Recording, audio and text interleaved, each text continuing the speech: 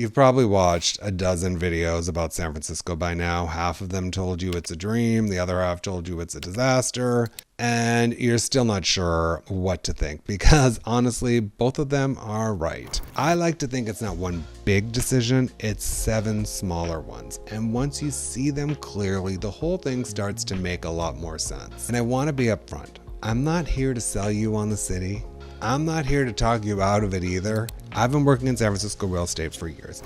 And the one thing I've learned is that the people who are happiest here aren't necessarily the ones who loved it from day one. They're the ones who went in with clear eyes. So if you're trying to figure out if San Francisco is right for you, or maybe you're already here and you're still trying to make sense of it, this breakdown is going to give you a framework you can actually use. And all right, let's get into it. And I want to start with the one that catches almost everybody off guard. Not the cost, not the weather, the space. Here's what I mean. Most people moving to San Francisco come from somewhere where space is just assumed. You have a garage, maybe a yard, a spare room that's basically a junk room, but still, it's yours. Square footage isn't something you think about because you've always had enough of it. And then you get to San Francisco, and suddenly you're looking at an updated 1-bedroom that's 620 square feet. That's going for $3,200 a month, and your first reaction is, wait, what? They compare that apartment to what they could get somewhere else. And on paper, yeah, it loses that comparison every single time. The right question isn't what am I giving up, it's what am I getting instead? Because what you're actually buying with that smaller footprint is proximity to everything. Think about your current commute for a second. How much time do you spend in your car every week? An hour a day, 2, more? In San Francisco, a lot of people walk to work. Or they're a 10-minute bike ride from their office, their gym, their favorite coffee shop, their grocery store. That's your life. After about 6 months, almost none of them missed that space. What they said instead was, I'm almost never home the way I used to be, because the city becomes your living room. The park down the street becomes your backyard. The neighborhood becomes a part of your daily life in a way that just doesn't happen when you're driving everywhere. Now, does that work for everyone? No. If you have kids, if you work from home full time, if you just genuinely need room to breathe, space matters, and we should talk about that. But if you're someone who's been wanting to actually live in a city rather than just park in it, this trade-off might be one of the best on the whole list. Okay, everyone knows San Francisco is expensive. That is not an insight coming out of this video. The insight is actually what you're paying for. Imagine 2 people, same job title, same industry.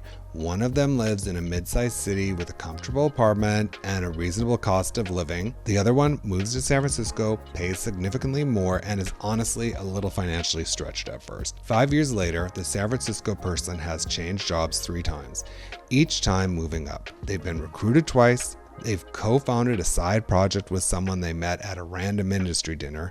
Their network is deep and it's real. The other person, they're still doing well, but the trajectory is flatter. San Francisco has a concentration of companies, investors, recruiters, and ambitious people that is genuinely unlike almost anywhere else in the world. And when you're in that ecosystem, physically in it, things happen that don't happen on a Zoom call. You run into your future co-founder at a coffee shop. You get a tap on a shoulder at a networking event.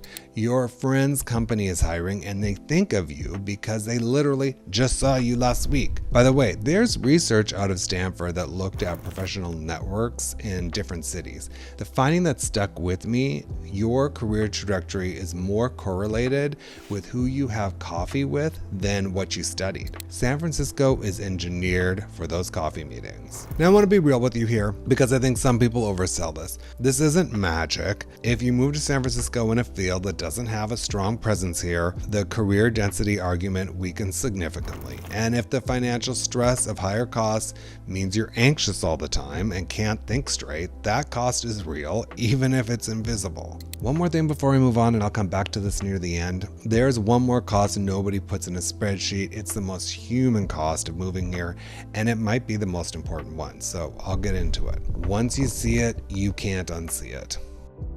Here's what I mean. A lot of cities being built or renovated right now are optimizing for one thing: newness. Everything is clean, consistent, matching. The apartment complexes will look the same. The retail strips have the same 5 brands. Even the neighborhoods start to blend together after a while. San Francisco is kind of the opposite of that. You've got Victorian houses that are over 100 years old sitting right next to a modern condo building. You've got a dive bar that's been here since 1974, wedged between a Michelin-starred restaurant and a flower shop. Every block tells a different story. For some people, the older buildings mean maintenance issues and quirks and drafty windows, and yes, sometimes a smell in the hallway that you just learned to live with. All of that is real, and I'm not going to pretend otherwise. So when you're evaluating a place to live, don't just think about the unit. Think about the block. Think about the neighborhood. Because in San Francisco, where you are is often more important than what you're in. Here's a pattern I've seen over and over. People move here, they're outgoing, they meet lots of people, the conversations are great, and then somehow 3 months in, they still don't feel like they really know anyone. Like they have a lot of acquaintances, but they don't have a real crew yet. And they start to wonder if something's wrong with them. Nothing's wrong with them. San Francisco is a city filled with people who are deeply busy, genuinely driven, and pretty selective about where they invest their social energy. The small talk friendship doesn't really thrive here. What does thrive? Shared interests, communities, run clubs, climbing gyms, volunteer groups, book clubs, sport leagues. These are ways San Francisco friendships actually form. And once they form, they tend to be really solid because they're built on something real, not just geography. Now you might be thinking that sounds exhausting. I don't want to have to work that hard to make friends. And I hear you. But here's the reframe. In most cities, you don't choose your social circle. It just kind of happens around you. In San Francisco, you actually get to build it. And for a certain type of person, that's not a bad thing. That's the whole point. Here's a number that surprised me when I first heard it. Over 20% of San Francisco's land area is parkland. In a city this dense and this expensive, that's pretty remarkable. And that's before you even leave the city limits. And inside the city itself, Golden Gate Park is nearly 1,000 acres. Ocean Beach runs for miles. There are neighborhood parks everywhere you look. The shift I see in clients who land well here isn't resignation, it's a genuine reorientation. They stop measuring what they're giving up and start measuring what they actually do on the weekends. And what they do on weekends here is objectively better than what they were doing in their suburban backyard. Now, I want to be honest because it is a real trade-off. If you have kids who need room to run around every day, or you're someone who genuinely needs private outdoor space to decompress, a small apartment without a yard is something you'll feel. San Francisco has one of the highest resident turnover rates of any major American city. People come here for a job, for a chapter, for an experiment. They love it. They build a life, and then they leave.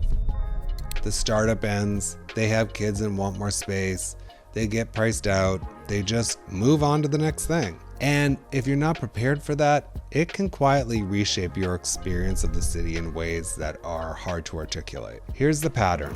You move here, you've built some great friend group, you finally feel like you've cracked the social code we talked about earlier, and then 2 years in, 3 of your 5 closest friends have moved away. And you're kind of starting over. Now, I don't want to overstate this. There are deeply rooted San Franciscans who have been here for decades and have no intention of leaving. They exist, but they can be harder to find, especially in the tech-adjacent circles that dominate a lot of San Francisco's social life. What works is making peace with it early, building friendships that survive geographically, the kind where someone moves to Austin and you're still talking every week, and actively seeking out the people who've chosen to stay because they exist, and they're usually the most interesting people in the room. When you choose to move to San Francisco, really choose it, not just drift into it, something shifts. You become part of the fabric.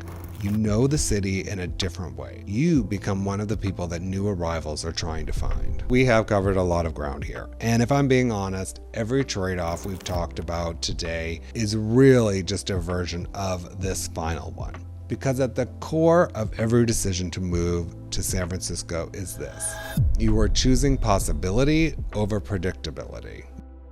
Most cities are optimized for one thing or another. Some are great for families, some are great for retirees, some are built for stability and comfort and a life that's pretty well mapped out in advance. San Francisco is optimized for upside. It's a city built on the idea that your circumstances can change dramatically. Your career, your network, your identity, your income, and that those changes can happen faster here than almost anywhere else. But here's what that actually means in practice, and I want to be real with you about this. Upside without certainty is uncomfortable. Non-linear paths are exciting in theory and genuinely disorienting in real life. The same environment that accelerates the people around you can make you feel behind if you're not careful. San Francisco will not hand you a predictable life. It will hand you options. What you do with them is entirely up to you. San Francisco in 2026 isn't asking you to love everything about it. If you're in the middle of figuring out whether San Francisco makes sense for you, whether it's the right neighborhood, the right time to buy versus rent, or just trying to understand what the market actually looks like right now, that's exactly what I'm here for. Drop a comment, reach out directly, and let's actually talk through it. I'm Clay Jeffrey, and I'll see you at the next one.